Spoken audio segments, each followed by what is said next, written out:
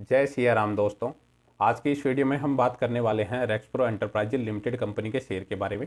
इस कंपनी के आईपीओ के भी फिलहाल में ही 29 जनवरी के दिन लिस्टिंग हुई थी और इसकी जो लिस्टिंग है 20% के डिस्काउंट पे हुई थी और तब से ही इसमें लगातार लोअर सर्किट देखने को मिल रहा है और इसका जो प्राइस है वो करंट में 95 रुपीज़ के आसपास आ चुका है। तो जिन्होंने इसमें फ्रेश बाइंग किया है या फिर जिनको इसमें अलॉटमेंट मिला है उनको अब आगे क्या करना चाहिए, या तो अपना इसमें लॉस बुक कर लें या फिर इसको थोड़ा लॉन्ग टर्म के लिए होल्ड रखें, और होल्ड भी रखें तो कब तक होल्ड रखें और कब यह आईपीओ उनको प्रॉफिट दे सकता है, देगा भी या नहीं देगा। ये सारी ही बातें मैं मेनली इस वीडियो में डिस्कस करूंगा, तो लास्ट तक वीडियो को जरूर देखिएगा। तो सबसे पहले अगर मैं आईपीओ की बात करूं तो कंपनी लगभग 53.65 करोड़ का इशू साइज लेके आई थी, जिसमें 47 करोड़ फ्रेश इशू और अप्रोक्स 7 करोड़ रुपए कंपनी ने ऑफर फॉर सेल के जरिए यहाँ से रेज किए हैं।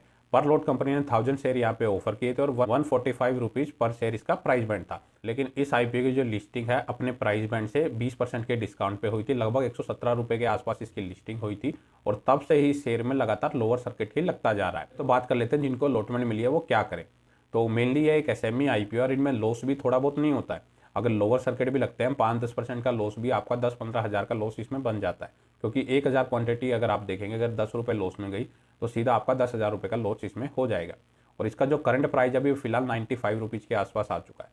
145 रुपीज़ इसका प्राइस बैंड था, तो आप 50 रुपये इसका जो प्राइस है अपने प्राइस बैंड से नीचे आ चुका है। 1000 शेयर आपको कंपनी ने एक लॉट में ऑफर किए हैं, तो अप्रोक्स 50,000 रुपये का लॉस आपको अभी फिलहाल कंटिन्यू चल रहा है जिनको इसकी अलॉटमेंट मिली थी। और उनके शेयर भी सेल नहीं हुए होंगे क्योंकि लिस्टिंग के बाद से ही इसमें लगातार जो है लोअर सर्किट लगता हुआ नजर आ रहा है। तो अब सवाल आता है कि जिनके पास इसके शेयर हैं वो इसमें क्या करें।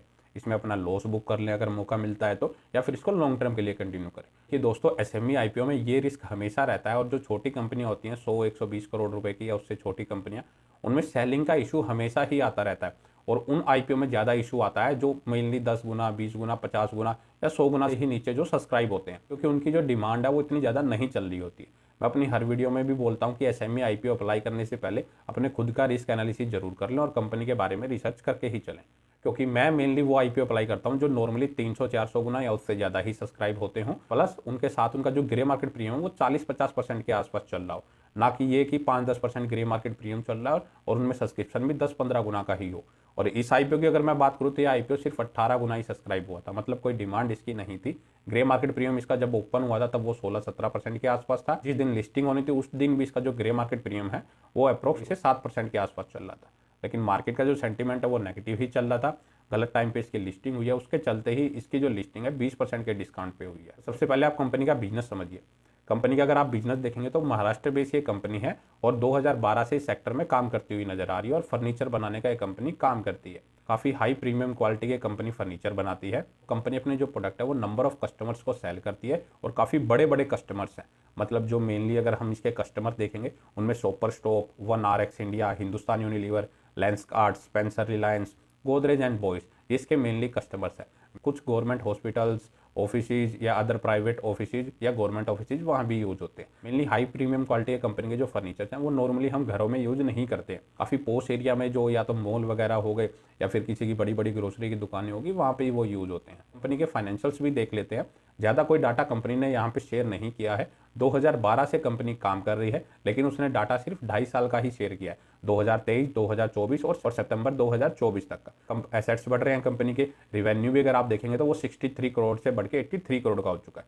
प्रॉफिटेबिलिटी 63 लाख से बढ़ के 5 करोड़ के आसपास हो चुकी है। रिजर्व जरूर कंपनी के कम हुए हैं, 9 करोड़ के अगेंस्ट में कंपनी के पास फिलहाल 5 करोड़ के रिजर्व है और 162 करोड़ की कंपनी की मार्केट कैप थी जब ये कंपनी अपना इशू प्राइस लेके आई थी। लेकिन लिस्टिंग के बाद से लगातार इसमें गिरावट ही आती जा रही है। तो करंट के हिसाब से इसकी जो मार्केट कैप है वो लगभग 110 से 115 करोड़ के आसपास रह चुकी है। तो आप सोच सकते हैं कि 40 से 50 करोड़ इसकी मार्केट कैप भी गिर चुकी है। पी रेशो इसका 23 के आसपास चल रहा है, तो रीजनेबल वैल्यूएशन लग रही है। डेब्ट टू इक्विटी रेशो 0.65 का है।